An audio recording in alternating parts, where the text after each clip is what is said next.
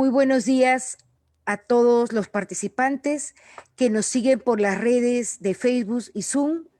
Agradecemos vuestro interés de participar en el 9º Congreso Nacional y primer Congreso Andino de Derechos Humanos.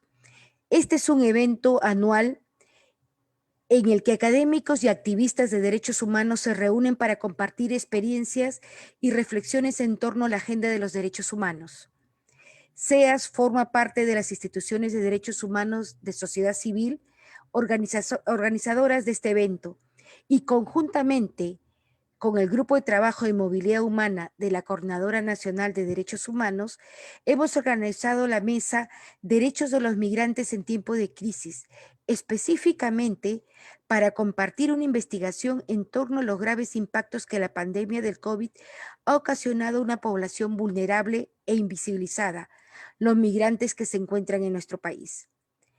Si bien estamos en un momento de crisis política en nuestro país, consideramos que es necesario difundir las oportunidades sociolaborales que tienen los migrantes en el Perú y la oportunidad que tiene el Perú como país de acogida, la importancia de la solidaridad con los desplazados migrantes y la urgencia de políticas públicas para asumir con responsabilidad este reto. Es así como procedo a dar unas pautas de este evento. Salvo la expositora y los panelistas invitados, solicito a todos mantener su micrófono y cámaras apagadas para tener una mejor señal. Los participantes por Facebook y Zoom escribirán sus preguntas en el chat de ambas redes sociales para poder hacerles llegar a los miembros de la mesa. Asimismo, por chat les enviaremos un formulario que ya está corriendo para que registren su asistencia. La expositora principal contará con 20 minutos para hacer la presentación y cada panelista con 15. Iremos a una ronda de preguntas y a un cierre por cada uno de los participantes. Esta mesa se llama Derechos de los Migrantes en Tiempo de Crisis y es así como hemos invitado a Marta Guerrero Blie, quien es asistente del Programa de Refugios Internacional que se enfoca para expandir el acceso al mercado laboral para los refugiados. Marta se graduó en maestría en ciencias en el Servicio Exterior de Georgetown, donde se centró en la intersección del desarrollo y los problemas humanitarios. Asimismo, Marta hizo una pasantía en la OIM en Maynard, donde trabajó en programas de desplazamiento laboral y desarrollo de habilidades. Asimismo, Marta trabajó en la OEA, donde ayudó a crear una asociación pública-privada para promover conectividad y la educación en las Américas, originario en Tampico. Y es así como ella nos va a hacer la presentación del estudio preliminar Acceso a mercados laborales venezolanos en el Perú. Bienvenida, Marta, a nuestro país. Una invitación en esta oportunidad en forma virtual. Muchas gracias, Yari. Es un placer y un honor estar aquí con ustedes y obtener tanto interés en un tema que es tan relevante no solo para el bienestar de los venezolanos, sino para el futuro y el bienestar también del Perú y de los peruanos. Y el día de hoy quisiera compartirles mi pantalla un poco sobre la iniciativa que estamos trabajando y la investigación en la que conducimos este año que pasó. Espero que ahí la puedan ver. Y pues empezando un poco, la investigación que realizamos se llama De desplazamiento a desarrollo. Es parte de una iniciativa en conjunto del Center for Global Development y Refugees International, que se enfoca en analizar el acceso a los mercados laborales de personas desplazadas alrededor del mundo, y estamos realizando estudios de caso en 4 países, incluyendo Colombia, Perú, Kenia y Etiopía. Y este es uno de los primeros casos de estudio que estamos realizando, que es sobre el estudio de Perú, y donde analizamos el contexto de los mercados laborales para las personas venezolanas en el contexto peruano. Un poco sobre cómo vamos a discutir estas situaciones. Voy a empezar hablando un poco sobre el contexto. Después vamos a dar unas estadísticas en cuanto a la inclusión económica de los venezolanos. Vamos a proceder con las brechas actuales a la inclusión económica, los efectos del COVID en el mercado laboral, y su impacto en los venezolanos, así como el posible impacto potencial de la inclusión económica en la economía y en la sociedad peruana, las barreras que se necesitan quitar para promover la inclusión y procederemos después a conclusiones. Empezando un poco con el contexto, actualmente tenemos más de un millón de venezolanos presentes en el Perú que presentan altas dificultades, tanto prácticas como legales, a su inclusión económica, lo que los impide obtener accesos a empleos formales y estables. Esto quiere decir que los venezolanos terminan trabajando en empleos informales donde no van de acuerdo a sus cualificaciones o sus estudios y donde se encuentran víctimas a sufrir de abuso y de explotación. No solo los bajos niveles de inclusión económica ha drenado la capacidad del gobierno a responder a las necesidades no solo de los venezolanos, sino a los peruanos también, y ha afectado la integración y la cohesión social en el Perú de los venezolanos. Pero antes del COVID, ¿qué estaba pasando? Cuando llegaron los venezolanos, encontramos que habían grandes tasas de participación económica. Más del 93% de los venezolanos se encontraba económicamente activo. De esos 93%, el 78.3% se encontraba trabajando como empleados salariales. Pero como podemos ver aquí, la gran mayoría, arriba del 88%, se encontraba asalariado, pero de manera informal. También aquellos que no eran asalariados se encontraban trabajando como trabajadores independientes, en su gran mayoría dentro del sector informal. Entonces, lo que vemos en el contexto de cómo llegan los venezolanos al Perú es que hay altos niveles de empleo, pero la mayoría es en el sector informal, ya sea como asalariado o como independiente. Algo que es muy común y que también sucede en los peruanos, dado que en el Perú más del 72% de los peruanos trabaja en informalidad. Además de cómo ellos llegan, podemos ver que a pesar de que ellos, los venezolanos, no se hayan podido integrar adecuadamente en sus profesiones, aún con la limitada inclusión económica, los venezolanos tienen un efecto positivo en impacto fiscal positivo en el Perú. Eso quiere decir que ellos están generando más ingresos de los gastos que el gobierno procede en atender a esta situación. Tanto estadísticas como el Banco Mundial como el BBVA proyectan que las ganancias, el impacto fiscal ha sido positivo en el Perú. Eso nos denota que los venezolanos cuando llegan al Perú no solo reciben atención y apoyo, sino que ellos también consumen y son partícipes económicos activos de la sociedad peruana que dan y que aportan al sistema peruano. Entonces, antes del COVID y dada aún así con las barreras a la inclusión económica, podemos ver que los venezolanos ya tenían un impacto positivo en la economía peruana. De hecho, el Banco Mundial proyectaba que el consumo y la demanda venezolana promovió un 8% del crecimiento del PIB en el 2018. También otros temas que podemos hablar es el tema del desempleo. Antes de la pandemia, el desempleo en lugares como Lima, donde hay alta acumulación de venezolanos, se mantenía estable, contradiciendo un poco la percepción de que los venezolanos desplazaban al peruano. Sin embargo, es importante mencionar que la concentración de venezolanos en el sector informal sí ha tenido un efecto adverso en ciertos grupos. Por ejemplo, se ve que han decrecido los salarios para jóvenes que tienen bajos niveles de estudio que trabajan en los sectores informales de servicio y comercio. Esto es debido a que tú tienes una acumulación alta de venezolanos en el sector informal en puestos que no les corresponden. O sea, tienes trabajadores que son ingenieros, doctores, maestros, psicólogos, administradores, todos acumulados dentro de un sector y compitiendo a un nivel que pues no les corresponde. Eso también nos demuestra que las actuales barreras a la inclusión económica de los venezolanos han generado brechas a su inclusión económica y han generado que los venezolanos estén ingresando menos que los peruanos. Según nuestro estudio, calculamos que los venezolanos ingresan un 35% menos que los peruanos. Y cuando controlamos por otros factores que pueden explicar esta brecha, como es la edad, el sexo la experiencia y el nivel educativo, encontramos que los venezolanos aún siguen ingresando un 24% menos que los peruanos.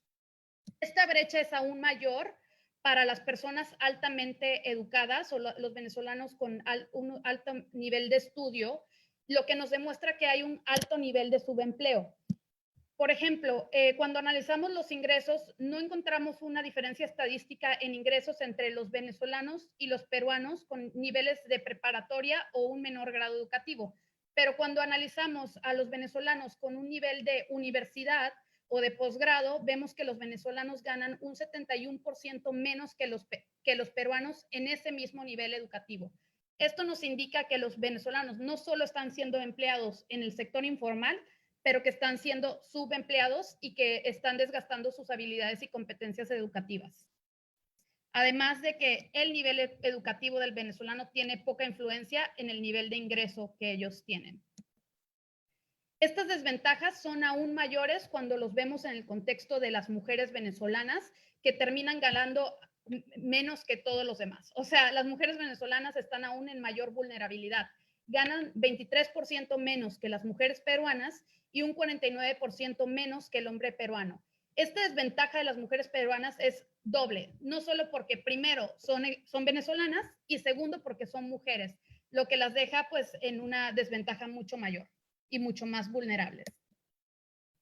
Ahora, el COVID pues ha generado un impacto devastador en la economía peruana. Hay reportes del del Fondo Monetario Internacional que el PIB del Perú va a decrecer este año hasta un 13%.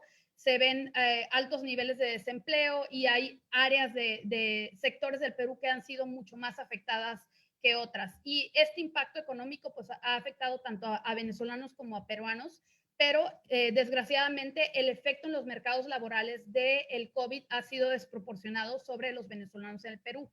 El motivo de este efecto es debido a las barreras que los venezolanos ya venían presentando desde antes a su inclusión económica, que los limitó a trabajar en el sector informal y en ciertos sectores que son más afines a contratar a empleados informales. Además, sus ingresos muchos menores los dejaban en una precariedad económica aún mayor al momento de perder sus empleos. Lo que vemos es que entonces lo que nos dice el COVID y lo que pasa con el COVID es que los venezolanos trabajaban en los sectores más impactados y que esos sectores, al ser impactados económicamente por la pandemia, los primeros que se iban de la planilla eran los venezolanos. Y eso también nos indica un alto nivel de inseguridad laboral. Entonces, aquí tenemos un estudio donde analizamos de acuerdo a la división de los sectores altamente impactados por la OIT, donde los sectores altamente impactados son como la hotelería, los servicios, como los restaurantes, los cafés, la manufactura, el comercio al por mayor y al por menor, y sectores que también tienen un alto nivel de contacto con otras personas. Y lo que vemos es que el 71% de los venezolanos estaban trabajando principalmente en esos sectores altamente impactados por la pandemia, en contraste con un 56% de peruanos. Y que al contrario de los peruanos, muy pocos venezolanos se acumulaban en sectores poco impactados por la pandemia, lo que significa que los venezolanos están a mayor riesgo de perder sus trabajos, sin mencionar que por temas de regularización, temas de poca seguridad laboral, temas de discriminación, pues son los primeros en perder sus trabajos cuando algún negocio batalla, ¿no? Por todo lo de las restricciones de la pandemia. Cuando analizamos el impacto en las mujeres, también nos damos cuenta que aún si las mujeres ya eran mucho más impactadas en el tema de ingresos, las mujeres venezolanas también son más impactadas en el tema de en qué sectores trabajan, porque nos encontramos que el 78% de las mujeres venezolanas empleadas trabajan en estos sectores altamente impactados por la pandemia, en un contraste de un 66% hombres venezolanos y un 67% de mujeres peruanas, lo que nos quiere decir que las mujeres venezolanas pues les toca un poco lo peor de la pandemia y quedan aún mucho más vulnerables económicamente en vista de la pandemia. Entonces, ¿pero por qué nos tiene que importar el tema de la inclusión económica? ¿qué es lo que gana tanto los venezolanos como el Perú? ¿Qué es lo que se logra con incluirlos laboralmente y asegurarse que las personas venezolanas puedan trabajar en lo que ellos estudiaron, en trabajos decentes donde puedan ganar salarios que vayan de acuerdo a sus cualificaciones y a lo que aportan al trabajo? Y primero que nada, la inclusión económica llevaría no solo a un incremento en la formalización de los venezolanos, sino que también los empujaría a trabajar en trabajos que vayan de acuerdo a sus competencias y pues generaría por ende también un incremento en sus ingresos. Ahora, cuando hablamos de un incremento en sus ingresos, podemos ver que eso va a tener ramificaciones en el tema económico del Perú y que ayudaría a movilizar el consumo y la demanda peruana, promoviendo el crecimiento del PIB y en temas cuando estamos viendo una recesión económica, lo que sea que movilice la economía puede apoyar a la recuperación económica del Perú. Estamos hablando que proyecciones antes de la pandemia ya indicaban que la integración podría llevar a un crecimiento del PIB del 0.04 puntos porcentuales en el 2021. Ahora, probablemente ahorita sea mucho mayor debido a que el impacto de la economía pues ha generado mucho más disparidad en los ingresos. También podemos ver que mientras más venezolanos puedan formalizarse, más ingresos fiscales potenciales podría recaudar el Estado. Un estudio del Banco Mundial indicó que si el gobierno mejoraba la integración de los venezolanos, podría recaudar 667 millones de dólares entre el 2019 y del 2025. Estos ingresos que ahora son mucho más necesarios para la recesión y para invertir de nuevo en estados y para invertir y poder en seguridad social, en salud, en educación y en todos estos aspectos que ahora son mucho más relevantes que antes. Además, cuando vemos que los venezolanos vienen muy calificados y que tienen un nivel educativo en promedio un poco más alto que el venezolano, estamos hablando que Perú se puede beneficiar de un capital humano que le hubiera tomado 3.3 mil millones de dólares de inversión para conseguir. Esta integración de venezolanos en el marco laboral del Perú puede no solo contribuir a mejorar la productividad de empresas con un capital humano mayor capacitado, sino que también puede apoyar a cubrir vacantes que todavía no pueden cubrir peruanos. En el 2018, 43% de las empresas en el Perú presentaban dificultad en cubrir vacantes. Y este déficit se vio ahorita con el COVID, con el tema de los doctores, en el cual los venezolanos, pues, el gobierno tuvo una respuesta adecuada en incluir los venezolanos en esa respuesta. Ahora, este tipo de medidas se pueden tomar con otros profesionales venezolanos en su integración, como son los maestros, los psicólogos, pero también pueden ir más allá hacia asegurarse que los venezolanos puedan acceder al trabajo y a la profesión que vaya de acuerdo a sus calificaciones. Y vemos que los venezolanos son 56% más de educación superior contra un 36% de los peruanos. También vemos que los venezolanos son más jóvenes que los peruanos, entonces si se formalizan pueden contribuir al sistema pensionario, apoyando a su sostenibilidad a largo plazo y poder ayudar a los venezolanos a salir del sector informal donde están acumulados, podría quitar cualquier impacto negativo que vemos actualmente en los salarios para los jóvenes con bajas calificaciones en el sector informal de comercio y de servicios. Ahora, ¿cómo es que, para cerrar un poco, porque ya vamos con el tiempo arriba, ¿cuáles son las barreras que impiden ahorita y cómo es que el gobierno puede asegurarse que esta inclusión económica suceda y que estos beneficios sucedan para los venezolanos y los colombianos y los peruanos? Entonces, nosotros identificamos 8 barreras principales a la inclusión económica, las cuales están listadas aquí. Vemos que aún siguen habiendo oportunidades limitadas de regularización, en particular a los venezolanos que vienen de fuera entrando al Perú y que son empujados a entrar en canales irregulares, lo que incrementa su vulnerabilidad y cuando ya entran al Perú, pues no tienen manera de regularizar su estatus. Vemos también obstáculos que impidan a los solicitantes de asilo a trabajar, obstáculos prácticos. Actualmente se expide un documento provisional que no es aceptado por los empleadores y que se tiene que adaptar, puesto que ese documento que era en teoría provisional, pues se está quedando con los solicitantes de asilo por más de 2 años, ¿no? Entonces hay que proveer un documento que sea aceptado para que ellos puedan integrarse adecuadamente. También hay dificultades para reconocer y acreditar credenciales, altos costos de apostilla y barreras de los colegios profesionales que se tiene que incitar al diálogo para poder promover la integración económica. También vemos una cuota para contratar extranjeros. Las empresas peruanas no pueden contratar un 20% de su planilla en extranjeros, algo que es difícil para empresas pequeñas o medianas y que puede limitar un poco y puede dar un desconocimiento de la empresa y limitarlas a querer contratar venezolanos. Además, impuestos más altos para las personas que no son domiciliadas, cualquiera sea peruano o venezolano, que lleguen del extranjero y tengan menos de 183 días, tienen que pagar una totalidad del 43% de su ingreso en impuestos hasta que se consideren domiciliados, que es algo muy alto y que para los venezolanos representa una barrera extremadamente grande debido a que sus ingresos también son muy bajos. Además, el tema de la discriminación, xenofobia y explotación que limita la integración económica de los venezolanos, los obstáculos como las mujeres, que es un poco la violencia y el acoso hacia la mujer, la violencia también xenofóbica hacia los venezolanos y el hecho de que las mujeres también no tienen acceso a las redes para cuidar muchas veces a sus hijos y no tienen acceso a guarderías que puedan permitirles pues la independencia y flexibilidad para conseguir trabajos.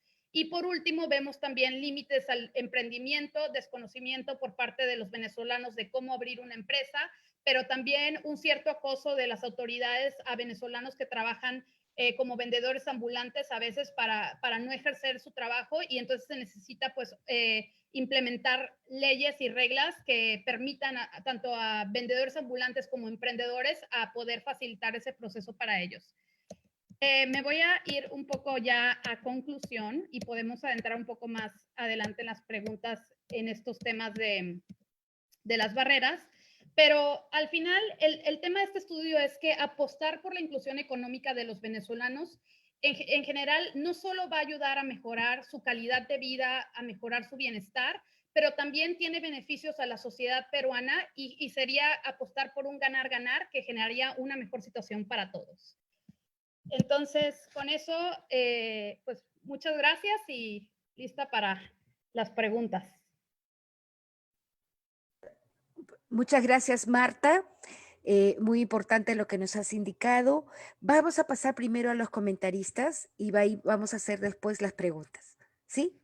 En este momento invito a Carlos Rivera Paz, coordinador y abogado del área legal del Instituto de Defensa Legal, abogado penalista con amplia y reconocida experiencia en la defensa de casos de graves violaciones de los derechos humanos y crímenes de lesa humanidad, así como en el litigio de casos complejos.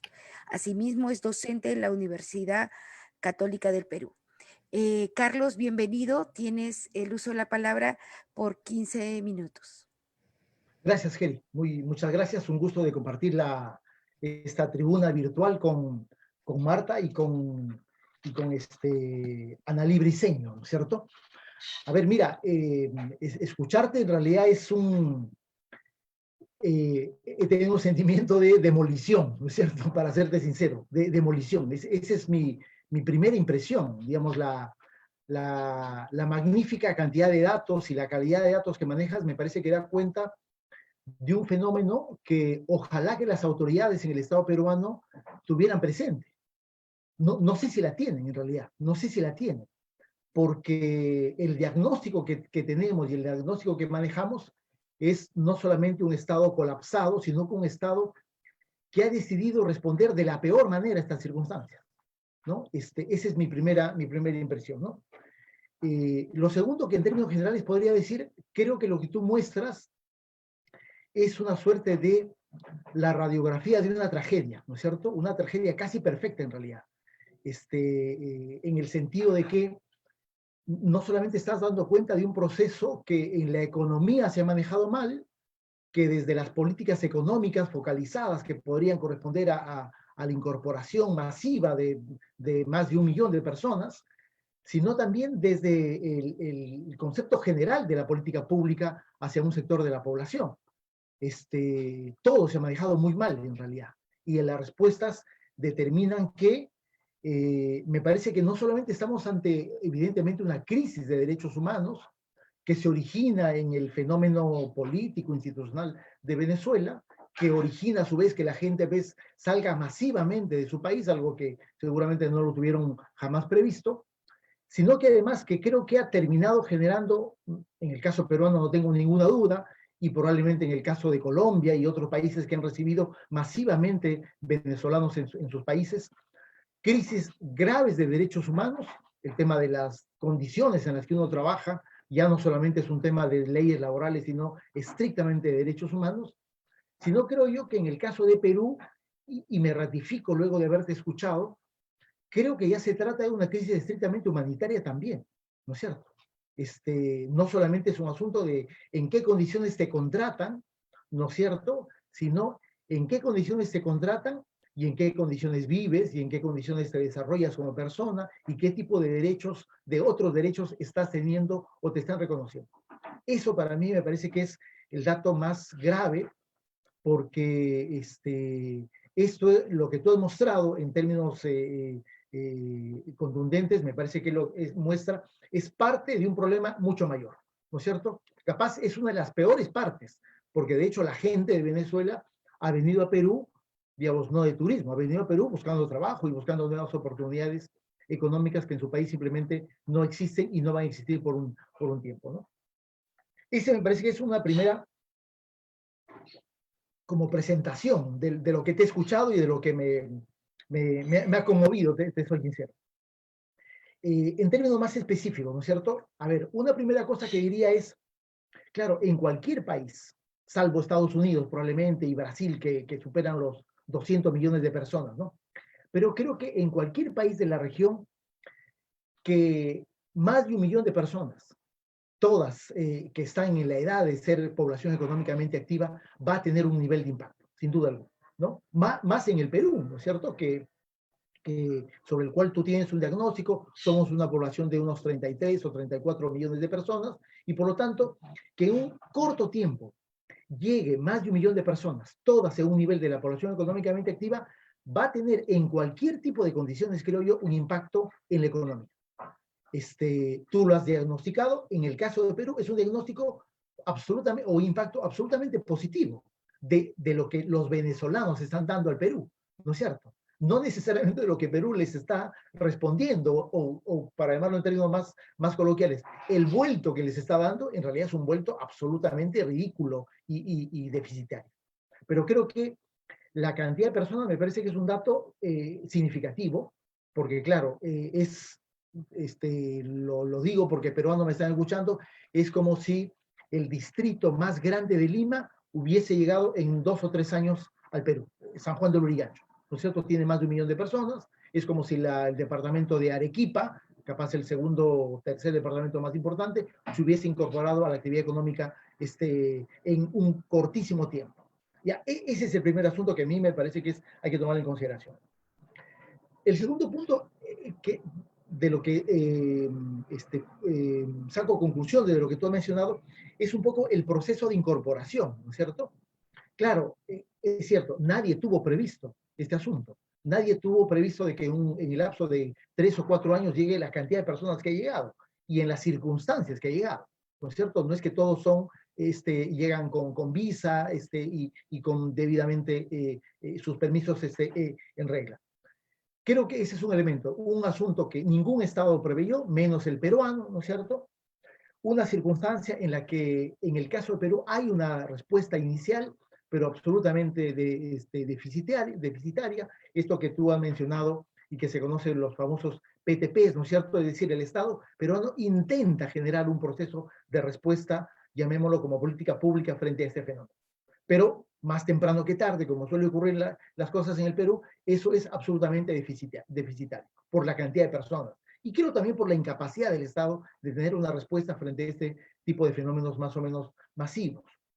Creo que el segundo momento que estamos viviendo ya no solamente es de un desorden generalizado, ¿no? Lo que hemos visto hacia fines del año pasado, cuando se cerró el plazo de los PTP, ¿no es cierto? Y las aglomeraciones tener 7, 8, 9, 10 mil personas en los puestos de ingreso en Tumbes, por ejemplo, eran fenómenos que nunca antes habíamos visto, ¿no? Eso significaba, y lo hemos visto en vivo y en directo, un Estado no solamente rebasado, sino creo que un Estado absolutamente colapsado frente a la posibilidad de tener un tipo de respuesta que intente más o menos acomodarse a esa nueva circunstancia. Y claro, no estoy hablando de propiamente de la incorporación al mercado laboral, me estoy hablando de la incorporación a tener una condición legal en el Perú. Eso finalmente me parece que el Estado ha sido simplemente rebasado y ha colapsado absolutamente, ¿no? Lo tercero que mencionaría me parece que es el tema del impacto en la economía. Ahí me han sorprendido de verdad tus datos. Eh, este, Vuelvo a repetir que la economía peruana sin duda alguna ha ganado. No son solamente turistas, sino gente que ha venido casi desde el primer día a desarrollar cualquier tipo de actividad económica. Porque claro, venían sin plata y obviamente uno come todos los días, ¿no es cierto? Y sus familias comen todos los días. Y el otro dato que creo que es particularmente relevante, como tú mencionas, hay un elevadísimo porcentaje de venezolanos que es población económicamente activa y que por lo tanto tiene en su mente de que desde el primer día que está instalado, como sea en el Perú, tiene que estar trabajando.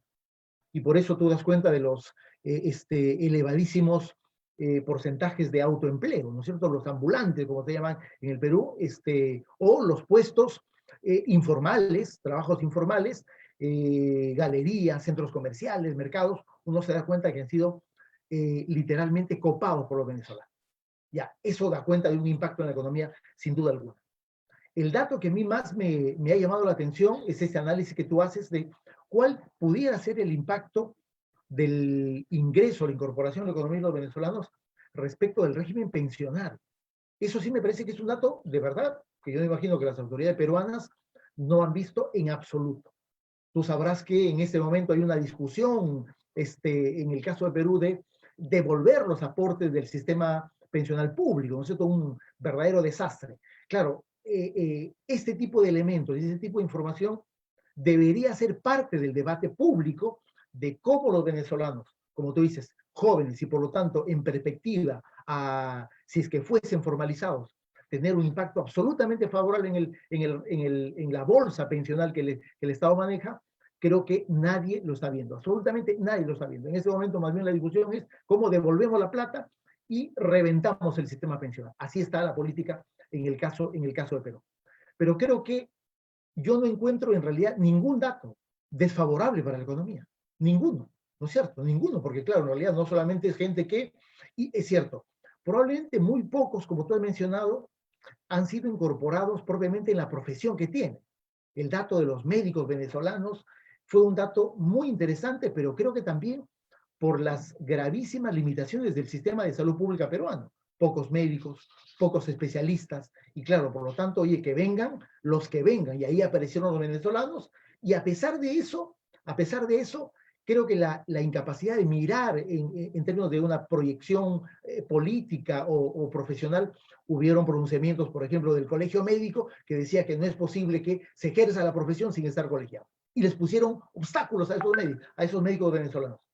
Ya, simplemente eso lo anoto, lo mantengo ahí como una suerte de anécdota de la irracionalidad con la que se está manejando el tema o de la falta de visión política con la que se está enfrentando el problema. Simplemente respuestas, como se podría decir, de palos de ciego, ¿no es cierto? A donde caiga y como caiga, sin una perspectiva del futuro inmediato. Un cuarto punto que quisiera analizar es el tema de la respuesta del Estado. Ahí sí yo creo que me parece que tú has estado avanzando, dando cuenta de la incapacidad del Estado de responder adecuadamente, ¿no? Y ahí me parece que hay que analizar tal vez no solamente de cómo el Estado ha ido generando condiciones para incorporar en términos de formalizar, que es la manera ideal de incorporar en la economía, no solamente de no dar un camino formal, legal, ¿no es cierto?, sino de cómo adicionalmente tú le otorgas otras condiciones. Por ejemplo, ahí Perú es el país con más solicitudes de asilo, ¿no es cierto? Pero también el país con más solicitudes de asilo no respondidas. Y por lo tanto, las condiciones de legalidad y de formalidad del venezolano son simplemente las peores que puede encontrar. Ya, ¿eso qué significa? Que nadie está viendo en perspectiva el valor agregado que tiene que incorpores una población económicamente activa que simplemente está dando todo y está recibiendo casi nada absolutamente. Por lo tanto, creo que además la respuesta del Estado, por lo tanto me parece que no solamente va a ser y está siendo deficitaria, sino con lo que ha ocurrido hace un par de días, que es lo que llamamos nosotros, esta suerte de golpe de Estado encubierto, de sectores que ya tenían desde el Congreso de la República una posición inclusive xenófoba contra los venezolanos, ¿no es cierto? De expulsiones.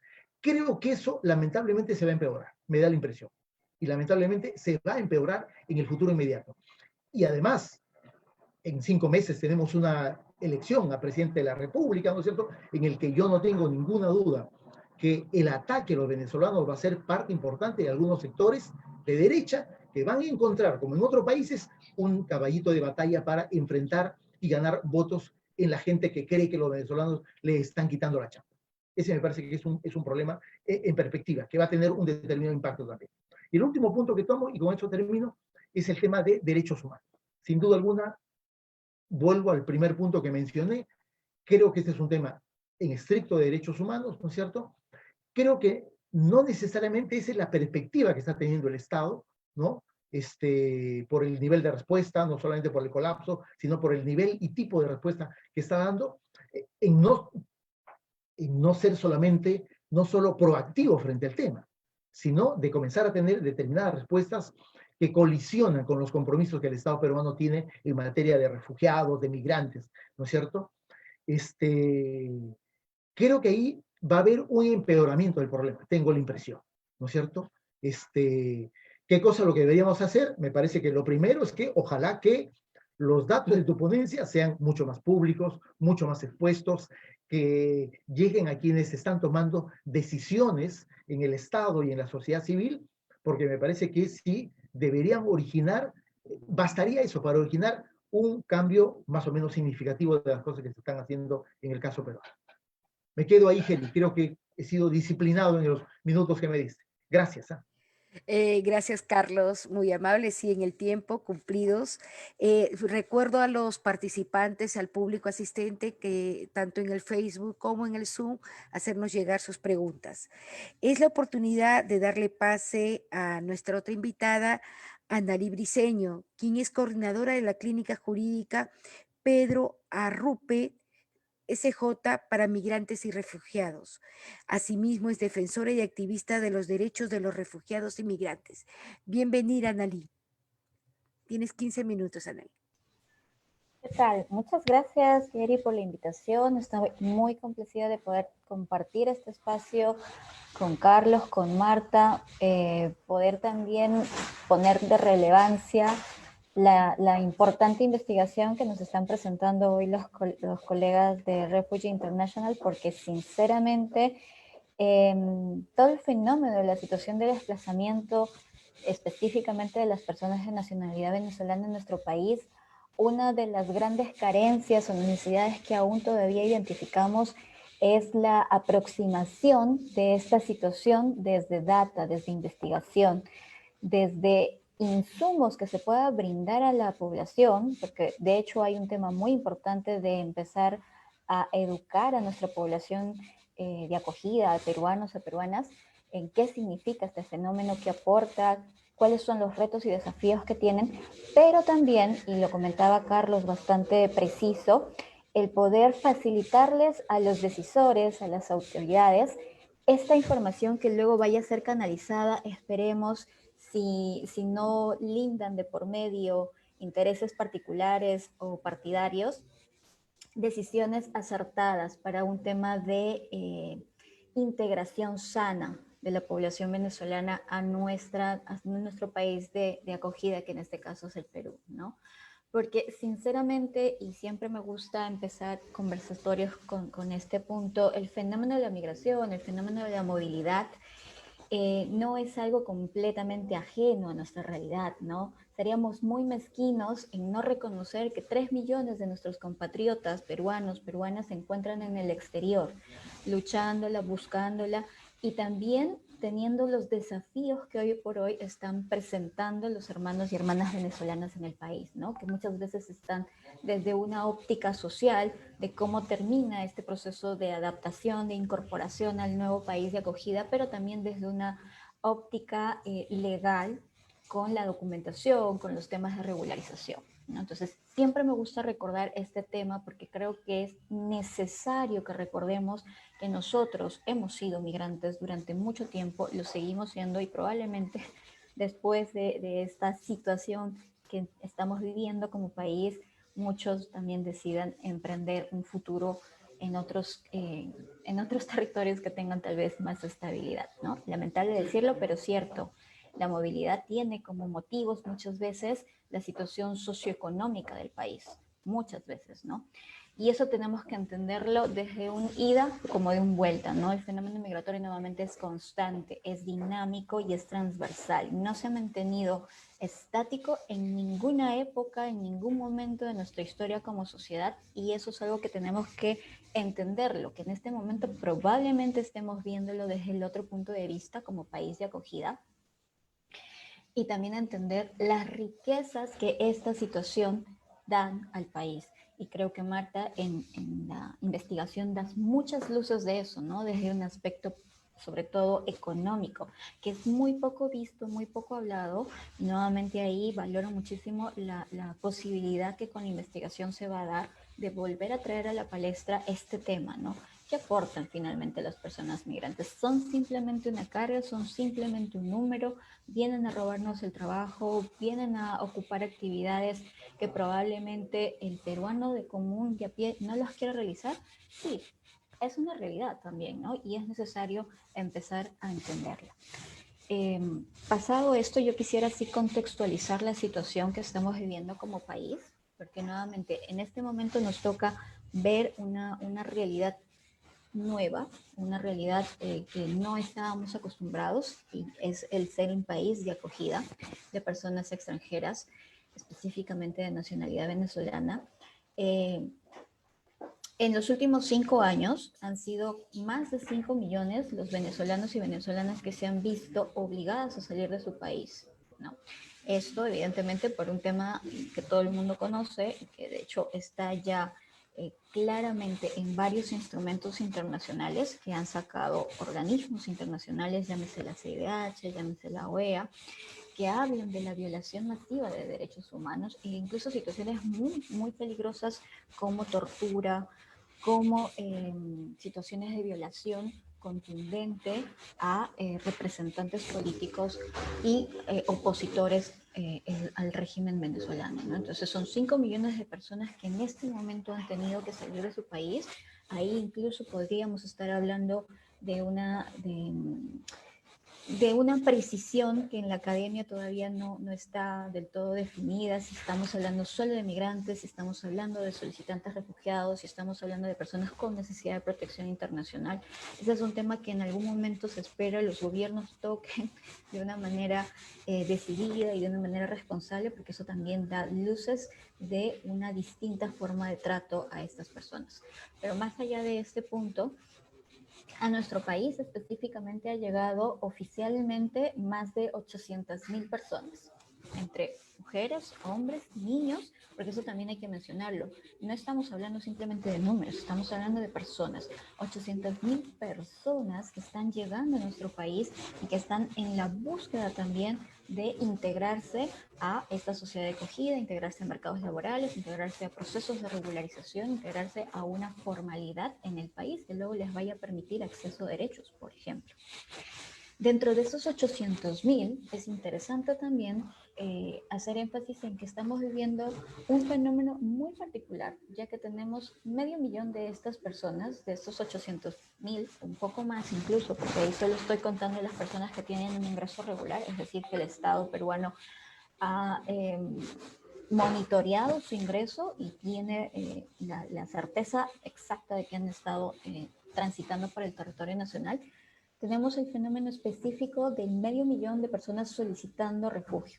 Vale decir, 500.000 de personas que le está pidiendo el Estado peruano que les reconozca una medida de protección específica, ¿no? Porque su vida, su libertad o su seguridad e integridad se encontraron amenazados en su país de origen, y en este caso sería Venezuela. Hago mención a esta situación porque en materia de derechos humanos, las personas solicitantes de refugio deberían de tener una mirada muchísimo más integral. Deberíamos tener una mirada muchísimo más proteccionista sobre estas personas, ¿no? Pero de cara a nuestra realidad, probablemente las personas que se encuentren más protegidas actualmente en cuanto a documentación, acceso a derechos, procesos de integración, acceso a mercados laborales formales, etcétera, etcétera, etcétera, son los solicitantes de refugio. Y ahí Marta, en tu investigación hablabas, por ejemplo, de la documentación que portan, ¿no? Las personas que deberían tener este manto de protección que se conoce como el derecho internacional de los refugiados. Actualmente las personas solicitantes de refugio tienen una documentación provisional que en un primer momento era un carnet de solicitante de refugio y luego se convirtió en una autorización de trabajo.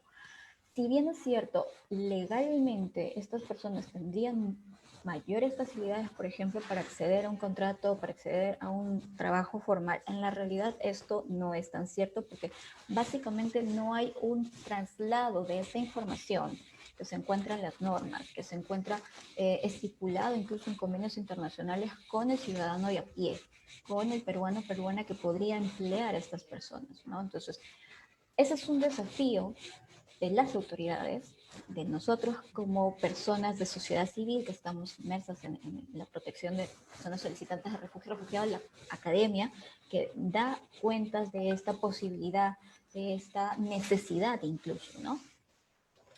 Y en sí los solicitantes de refugio, además de tener esta problemática de no poder garantizar a las autoridades, al ciudadano de a pie su situación legal, también se ven dentro de otro problema que es incluso mayor, ¿no? Que es más de fondo y tiene que ver con la situación del tiempo que se está tardando el Estado peruano actualmente en procesar estas solicitudes de refugio. Nuevamente hay una desconexión completa entre lo que está en la ley y lo que está en la realidad. La ley establece que deberían de ser 60 días hábiles. En la actualidad, y creo que también eso lo arroja la investigación, son procesos que pueden llegarse a prolongar por años, 2, 3, 4 años. Realmente no hay una fecha exacta, cierta, para que exista una respuesta de parte de la autoridad sobre este tema. Entonces, estamos hablando de un montón de situaciones que en vez de proteger a la persona de interés, lo colocan en una situación de aún mayor riesgo, de aún mayor vulnerabilidad. El otro grupo importante, interesante que también estamos viendo es el tema de los migrantes, ¿no? Y cómo es que a pesar de existir normativas específicas sobre cuál es la documentación que deberían de tener, en la realidad no ha sido un proceso sencillo. Y esto también es necesario enfatizarlo desde un punto positivo y desde un punto realista, ¿no? El Estado peruano, no podemos ser mezquinos, ha tenido muchísimas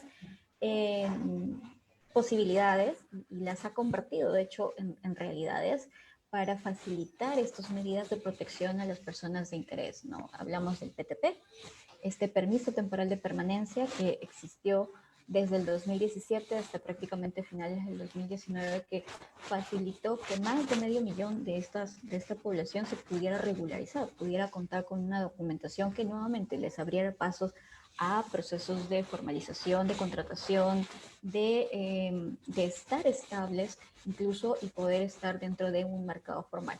Pero ahí hay otro mundo que es mucho más complejo, que tiene que ver con nuestra propia realidad como sociedad. O sea, nosotros hablamos de que el mercado formal en el Perú solo está extendido o facilitado para el 30% de la población. O sea, 3 de cada 10 peruanos va a recién poder estar dentro de un mercado formal. Entonces, es una realidad que se complejiza mucho más con nuestro propio contexto ya de acogida, ¿no? y que nuevamente hace mucho más problemático que todo el potencial con el que viene nuestra población de interés, porque podemos estar hablando de estudios superiores, de toda una capacidad técnica propia de su país de origen, incluso las propias ganas y los propios incentivos con lo que llegas a tratar de probar suerte en este nuevo país se ven mermados porque no se puede incluir a esta población dentro del mercado formal. Por un lado, por el tema de documentación y por otro lado, por nuestro tema de contexto actual. Veo que Gary está prendiendo la cámara, entiendo que el tiempo se me está limitando, cierro con este tema. Entonces, hay mucha necesidad de información, de incidencia. Hay posibilidades que la población extranjera aporta reales y concretas al país y creo que la investigación va a ser un instrumento sumamente contundente para poder llevar este mensaje. Y también creo que necesitamos pasar por todo un proceso de sensibilización. No es solo decirnos qué se debe de hacer, porque en realidad para eso están las normas, las leyes, sino también es un proceso de recordar, de hacer una retrospección a nosotros mismos como sociedad y tratar también de admitir que este proceso migratorio es de ida y vuelta. Hoy nos toca ser país de acogida, no sabemos si mañana nos volverá a tocar ser un país migrante. Así que con eso cierro.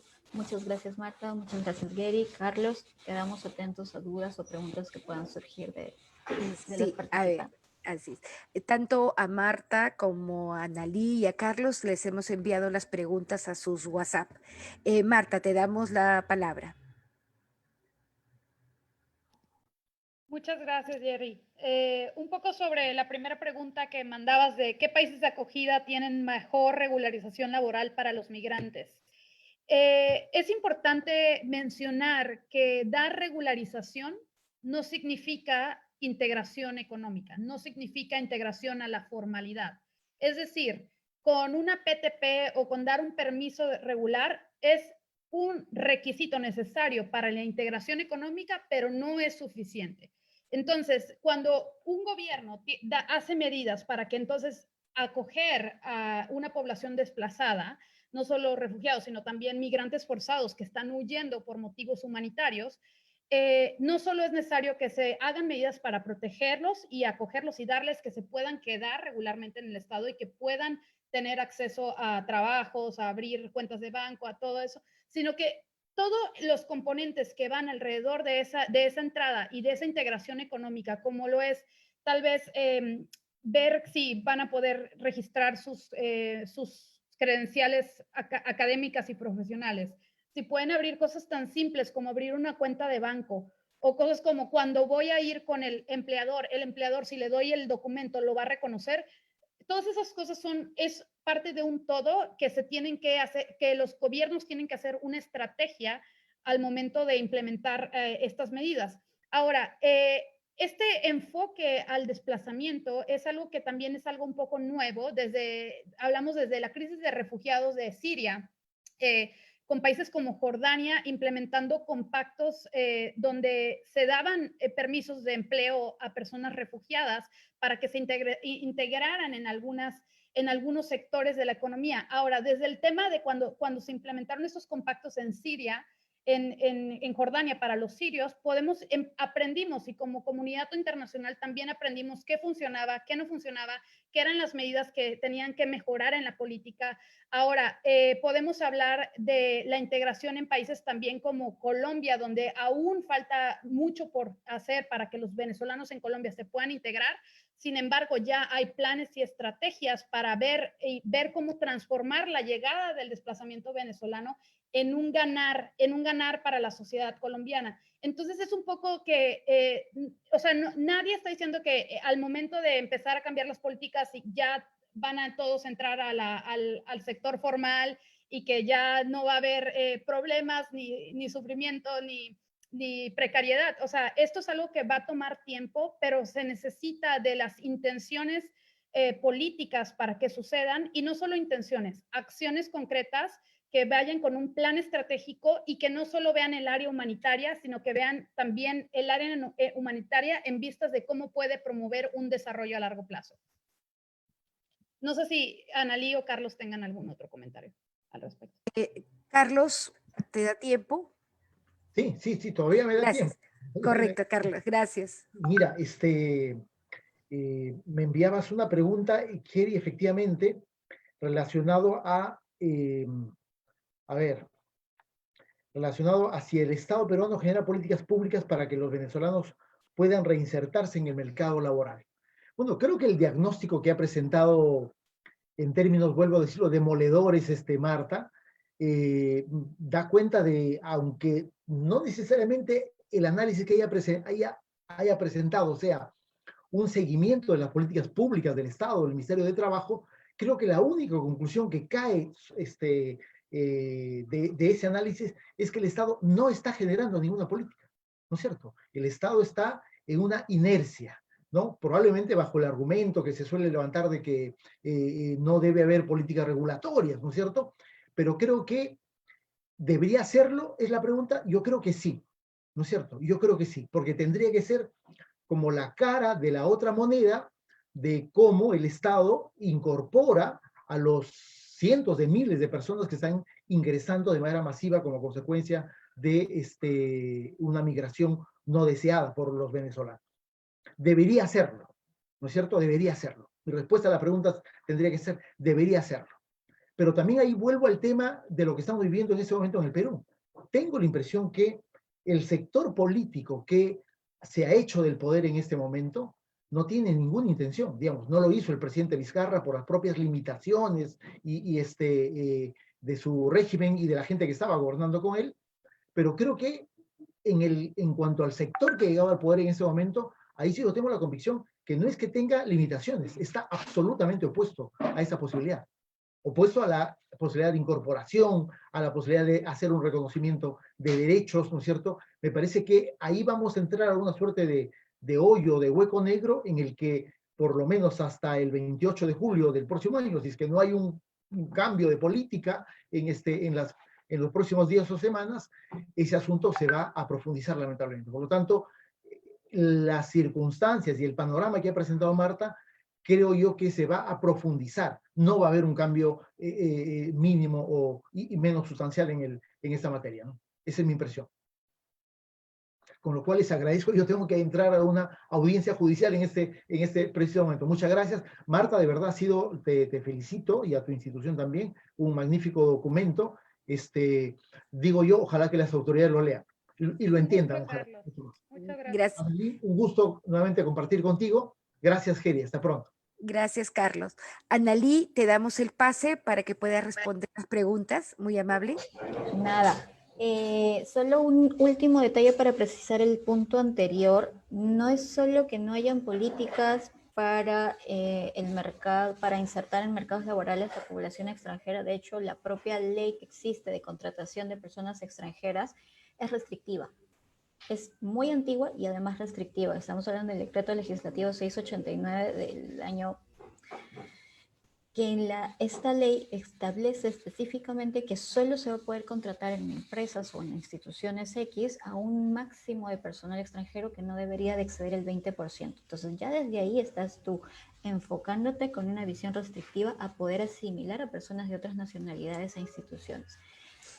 Solo para cerrar esa pregunta, ¿no? Entonces, ahora sí, sobre las preguntas que me corresponden, creo que una tiene que ver con si se ha comunicado sobre las demoras en las atenciones a los solicitantes de refugio en Defensoría del Pueblo o algún trámite en relación con las demoras en las respuestas de los trámites. Bueno, entiendo que esta pregunta se refiere al dato que dimos sobre el tiempo que se tarda actualmente el Ministerio de Relaciones y Comisión Especial para los Refugiados en dar respuesta a las solicitudes de refugio, ¿no? Que hablábamos que la ley establece 60 días y que esto se ha traducido en la realidad en varios años.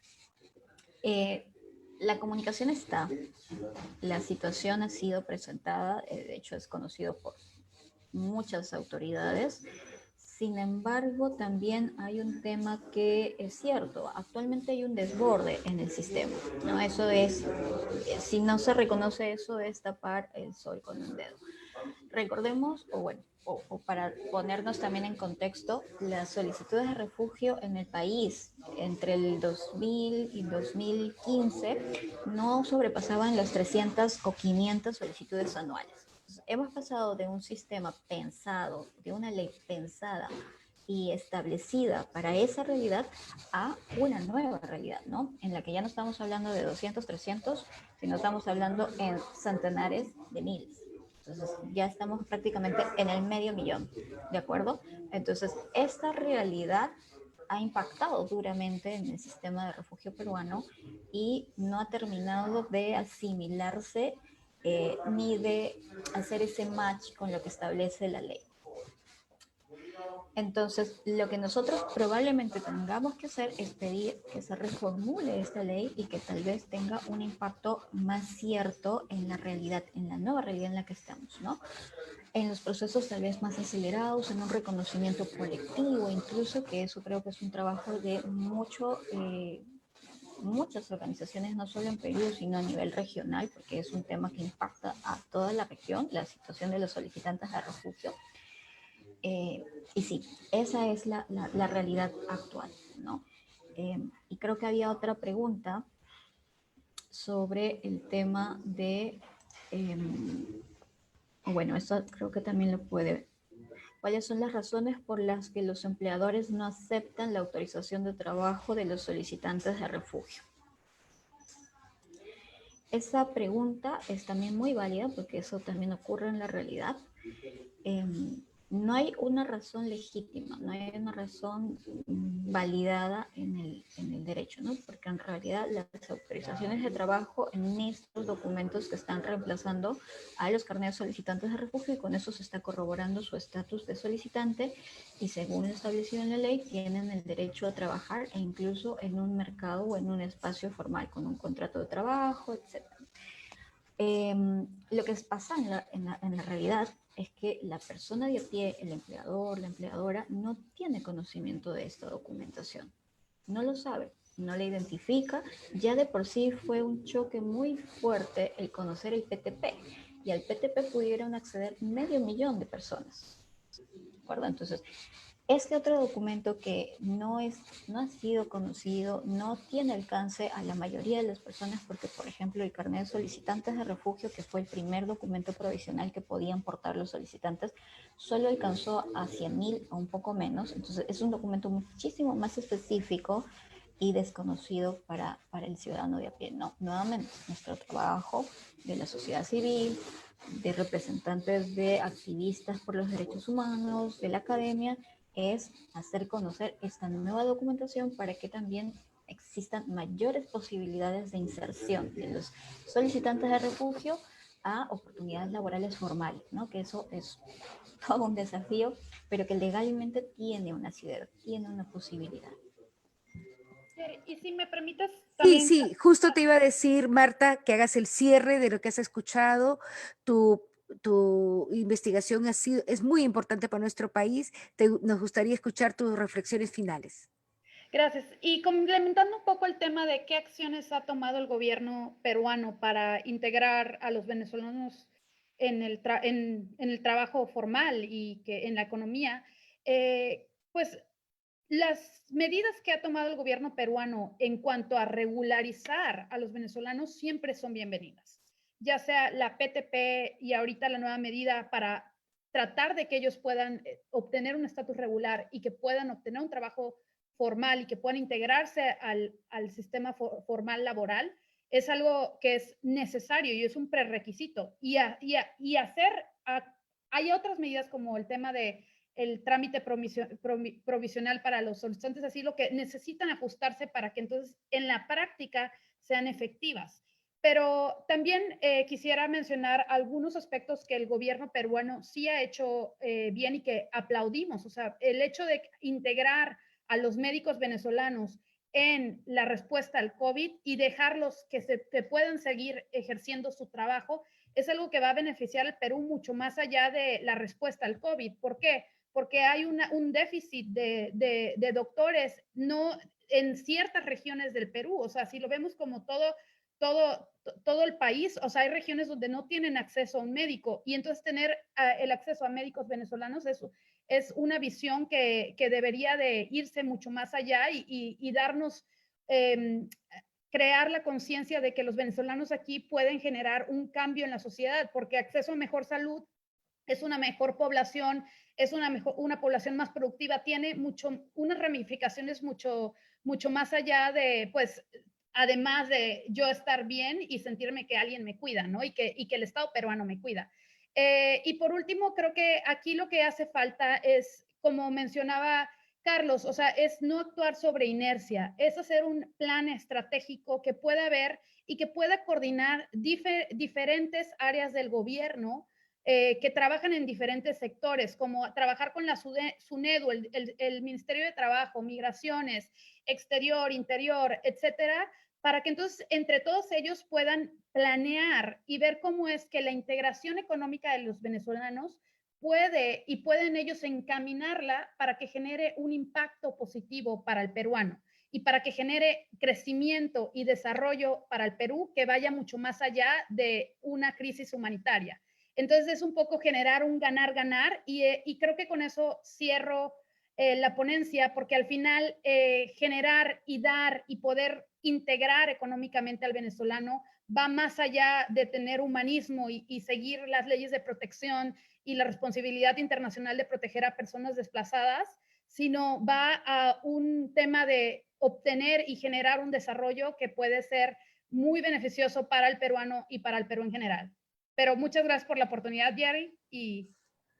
Igualmente, gracias Marta, gracias Analí. Este estudio nos ha puesto, y también Carlos que no está, también nos ha puesto en relieve la importancia que significa este capital humano calificado y cómo este capital humano de venezolanas y venezolanos pueden contribuir a una mejora de nuestra economía local y asimismo superar este problema de recesión que tenemos debido al COVID que se ha acentuado más. Nos has hecho muy bien definir las 8 barreras para una inclusión económica adecuada, integrada de esta población. La única forma, esto es tener políticas públicas inclusivas.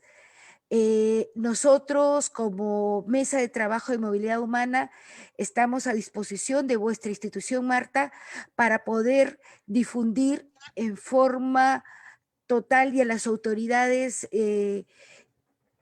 directas que tienen que ver con población migrante para poder conocer estos estudios, porque los estudios de estos impactos de la academia es muy importante, porque tenemos que ver diferentes aristas de solución para tener y ser nosotros un país de mejor acogida para los ciudadanos venezolanos. Agradecemos a todos los presentes, tanto del Facebook como del Zoom, de estar en este evento y asimismo los seguimos invitando para las demás actividades que tenemos programadas hoy y el día de mañana. Está todo en el Facebook de SEAS y de los organizadores, el programa para el cual los estamos invitando. Muchas gracias a todos y gracias a nuestros panelistas.